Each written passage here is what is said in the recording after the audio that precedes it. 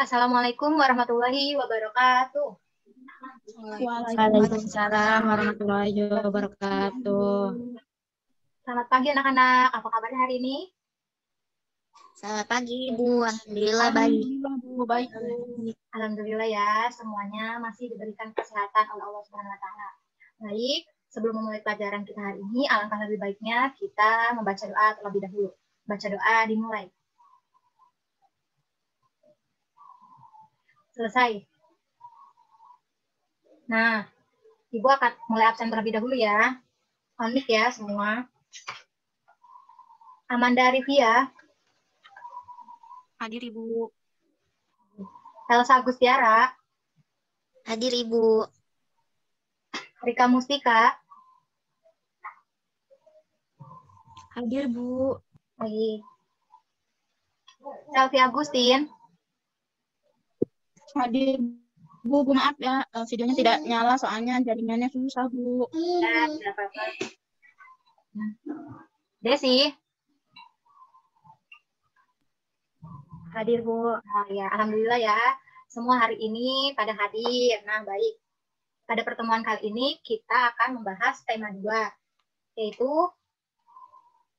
udara bersih bagi kesehatan, dan juga subtema 1 yaitu cara tubuh mengolah udara bersih. Nah, pada pembelajaran sebelumnya kan kita sudah belajar mengenai organ pernapasan manusia. Nah, pada pertemuan kali ini kita akan membahas tentang organ pernapasan pada hewan. Baik, sebelum itu Ibu akan membacakan tujuan pembelajaran pada hari ini. Yang pertama yaitu dengan mencermati teks bacaan, siswa mampu menunjukkan organ-organ pernapasan hewan secara tepat. Selanjutnya itu dengan mencermati gambar dan video, siswa mampu mengidentifikasi fungsi organ pernapasan pada hewan secara tepat. Nah, yang terakhir yaitu dengan berdiskusi, siswa mampu membuat bagan cara kerja pernapasan pada hewan. Nah, baik, Ibu akan share screen materinya terlebih dahulu ya. Terlihat Ibu. Terlihat Bu. Baik. Nah, di sini kita akan belajar mengenai organ sistem pernapasan hewan.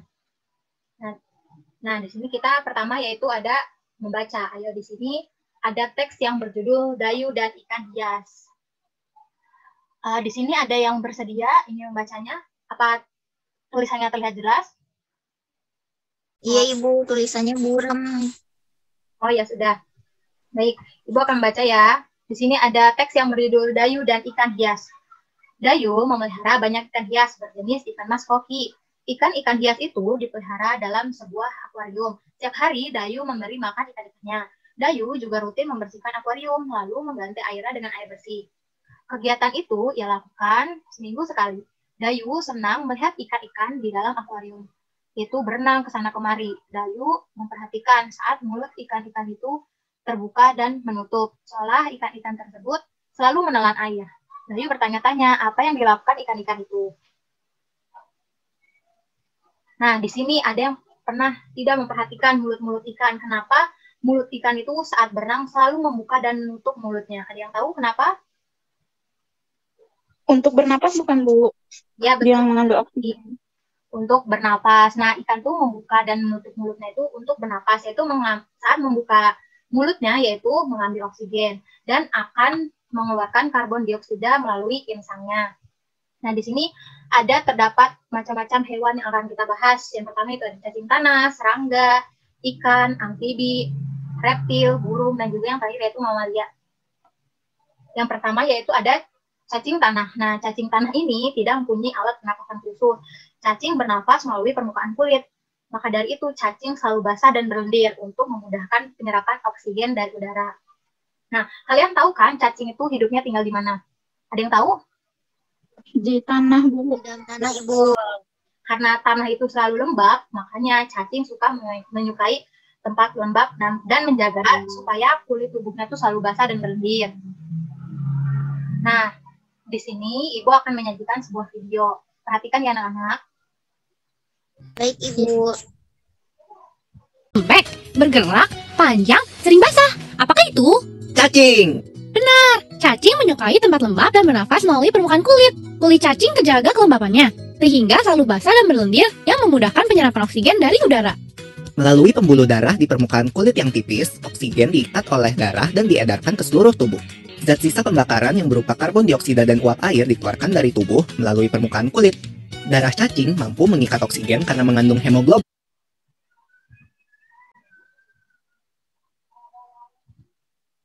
Nah, selanjutnya di sini ada sistem pernapasan pada serangga. Serangga ini alat pernapasannya yaitu berupa trakea, yaitu sistem tabung yang memiliki banyak percabangan di dalam tubuh. Nah, bisa kita lihat ya pada gambar. Nah, di sini yang panjang berwarna biru itu disebut trakea, sedangkan cabang-cabangnya tersebut dinamakan trakeola. Nah, di sini ada videonya. Alat pernafasan serangga terdiri atas spirakel atau stigma dan trakea atau corong nafas. Spirakel merupakan lubang di sepanjang sisi tubuh serangga sebagai tempat keluar masuknya udara ke dalam tubuh atau untuk lubang pernafasan.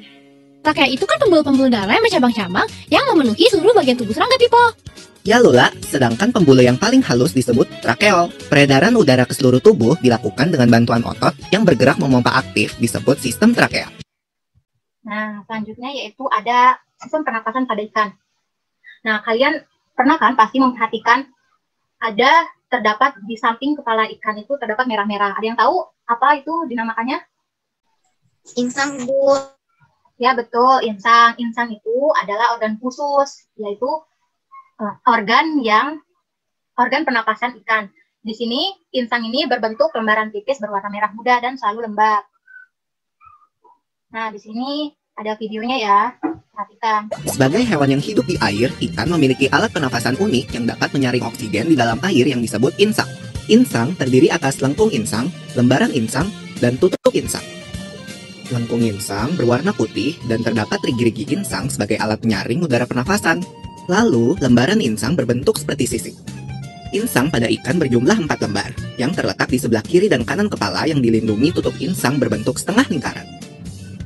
Aku perhatikan, ikan juga memiliki gelembung renang untuk menyimpan oksigen kan? Lalu, dia juga bisa mengatur gerak naik turun di air. Pada saat mulut ikan terbuka, air masuk ke rongga mulut dan mengalir menyentuh lembaran insang yang mengandung pembuluh darah. Oksigen yang terlarut dalam air masuk ke pembuluh darah tipis dan diedarkan ke seluruh tubuh untuk pembakaran zat makanan. Pada saat mulut ikan tertutup, tutup insang terbuka sehingga air keluar melalui insang, dan pembuluh darah mengeluarkan sisa bakaran karbon dioksida dan uap air. Insang merupakan tempat pertukaran oksigen dengan karbon dioksida dan uap air. Sedangkan ikan yang hidup di tempat kurang air seperti lumpur mempunyai lipatan pada insang yang disebut labirit yang dapat menyimpan cadangan oksigen. Jenis ikan yang hidup di lumpur itu kan kayak ikan lele, ikan betok, ikan gabus, dan ikan gurami. Nah, jadi kan tadi dijelaskan dalam video ada ikan yang hidup di air, ada juga ikan yang hidup di daerah kurang air, misalnya berlumpur. Nah, ikan yang di daerah berlumpur ini pada insangnya dilapisi oleh labirin. Nah, selanjutnya itu ada sistem pernapasan pada amfibi. Hewan amfibi ini adalah hewan yang dapat bernapas di air dan juga di darat. Seperti contohnya ada katak. Nah, katak ini kan sebelum jadi dewasa kan jadi berudu terlebih dahulu atau kecebong. Berudu ini bernapas menggunakan insang. Nah, setelah tumbuh menjadi katak dewasa, bernapas menggunakan paru-paru. Nah, selain paru-paru juga, katak dewasa juga bernapas menggunakan kulit. Maka dari itu, kulitnya selalu basah agar mudah penyerapan oksigen dari udara. Nah, di sini ada videonya ya. Berikutnya adalah Amfibi. Amfibi adalah hewan yang dapat hidup di darat dan di air. Contohnya, katak. katak mengalami metamorfosis loh, Pipo. Yaitu perubahan bentuk dari telur, berudu atau kecebong, sampai katak dewasa. Berudu hidup di air dengan 3 pasang insang luar yang terletak di bagian belakang kepala. Insang luar ini berupa lembaran-lembaran kulit luar yang halus dan mengandung pembuluh darah kapiler. Setelah berusia 9 hari, berudu mulai bernapas dengan insang dalam yang lama-kelamaan mulai menyusut. Kemudian, paru-paru mulai berfungsi saat katak dewasa. Selain dengan paru-paru, katak dewasa dapat pula bernapas dengan kulit. Nah, selanjutnya yaitu ada reptil. Di sini hewan yang termasuk jenis reptil yaitu ada ular, kadal, cicak, buaya, dan juga biawak. Reptil ini bernapas menggunakan paru-paru. Udaranya pertama masuk melalui hidung, lalu ke batang tenggorokan, lalu menuju ke paru-paru. Nah, di sini ada ya contoh pernapasan pada reptil di air. Beda lagi dengan reptil. Hewan melata yang disebut reptil ini bernafasnya dengan paru-paru. Alat pernafasannya sama dengan alat pernafasan mamalia. Reptil ada yang hidup di darat dan air loh, Pipo. Reptil yang hidup di air memiliki lubang hidung yang dapat ditutup sewaktu menyelam. Seperti pada mamalia yang hidup di air, reptil yang hidup di air akan mempunyai kapasitas paru-paru yang besar dan dapat menahan napas di bawah air untuk waktu yang lama saat sedang menyelam dan berenang. Nah, selanjutnya di sini ada sistem pernapasan pada burung. Burung ini bernapas menggunakan sepasang paru-paru. Paru-parunya terletak di dalam rongga dada. Nah, di dalam tubuh burung ini juga terdapat ada kantong udara. Nah, kantong udara ini fungsinya sebagai tempat menyimpan udara. Nah, burung itu saat tidak terbang menghirup udara sebanyak-banyaknya lalu disimpan ke kantong udara. Nah, pada saat terbang, burung baru menggunakan udara yang disimpan di kantong udara tersebut. Jadi, saat burung terbang itu tidak mengambil udara pas saat terbang ya. Jadi, dia tuh udah punya udara yang disimpan. Nah, di sini ada contoh videonya. Kalau burung, pastinya beda dengan ikan. Setahu aku, alat pernafasan burung memiliki kesamaan dengan alat pernafasan mamalia. Hanya saja, burung memiliki suatu alat pernafasan unik yang membantunya saat terbang. Alat pernafasan burung terdiri atas hidung, batang tenggorok, paru-paru, dan pundi-pundi udara atau kantong udara. Pundi-pundi udara merupakan kantong kenyal dan tipis untuk menyimpan udara yang digunakan saat terbang. Selain itu, alat pernafasan istimewa ini juga berfungsi untuk memperkeras suara saat berkicau, meringankan tubuh saat terbang, menyelubungi alat dalam tubuh untuk mencegah kedinginan, dan menjaga kestabilan suhu badan. Pernafasan pada burung ada dua cara kan, Pipo? Yaitu pada saat sedang terbang dan pada saat tidak terbang. Pada saat burung nggak terbang atau istirahat, udara dihirup melalui hidung dan masuk ke paru-paru. Sehingga paru-paru mengembang dan terjadi pertukaran antara oksigen dan karbon dioksida. Lalu, paru-paru kembali mengempis dan mengeluarkan karbon dioksida melalui hidung. Betul sekali. Pada saat terbang, burung menyimpan udara di pundi-pundi udara yang berjumlah 5 pasang dan terletak pada pangkal leher. Nah, bisa dilihat ya di video ada 5 pasangnya disebut juga dengan kantong udara. Dada depan, dada belakang, perut, dan tulang lengan atas.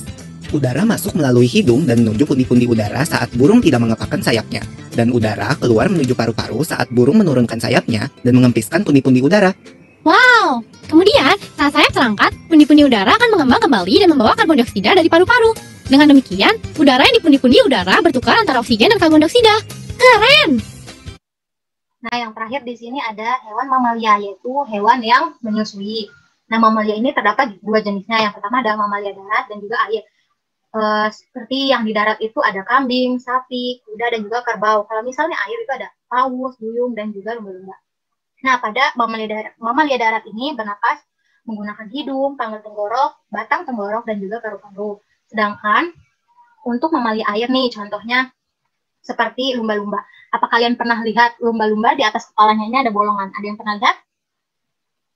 Mana anak-anak ada yang pernah melihat lumba-lumba di atas kepalanya ini terdapat bolongan? Ada yang tahu itu apa? Kurang tahu Ibu, soalnya nggak ngelihat begitu jelas. Tapi pernah melihat? Buat bernapas Bu. Ya betul, itu tuh tempat masuk atau keluarnya oksigen dan karbon dioksida. Kan kalau lumba-lumba biasanya tuh suka melompat nih di atas air, ke permukaan air. Nah, di saat itu yang lubang ini tuh disebut katup, katupnya terbuka.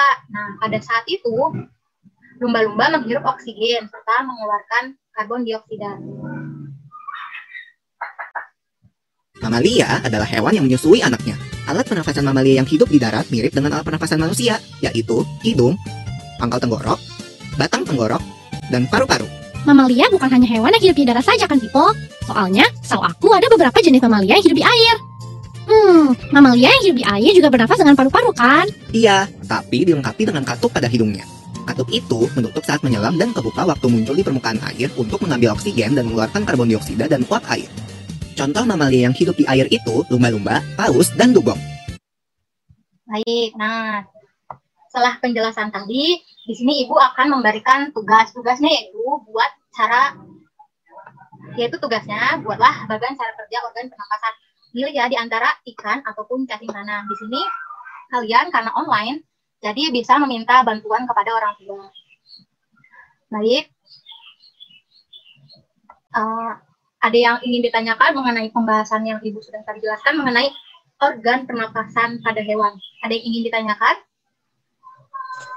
Tidak, Bu, sudah jelas. Iya, Bu.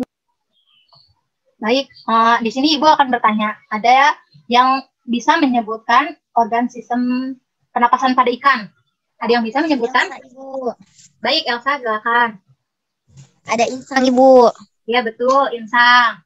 Nah, kalau misalnya tadi kan udah dijelasin, kalau misalnya ikan yang di daerah lumpur itu dilapisi oleh apa namanya? Labirin. Nah, pada ikan yang terdapat di lumpur itu, insangnya dilapisi oleh labirin. Baik.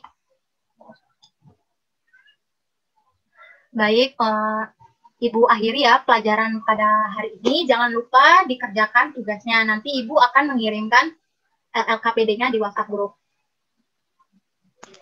Oke, Ibu. Nah, karena sekarang masih pandemi, kalian jangan lupa ya mematuhi protokol kesehatan, yaitu pada saat keluar rumah jangan lupa memakai masker, dan jika setelah beraktivitas jangan lupa untuk mencuci tangan. Baik. Sampai bertemu di pembelajaran selanjutnya. Ibu akhiri ya. Dan sebelum kita akhiri, alangkah lebih baik kita membaca hamdalah terlebih dahulu. Alhamdulillahirrahmanirrahim. Baik. Terima kasih anak-anak. Jangan lupa dikerjakan tugasnya. Wassalamualaikum warahmatullahi wabarakatuh. Waalaikumsalam warahmatullahi wabarakatuh. Terima kasih, Ibu. Terima kasih.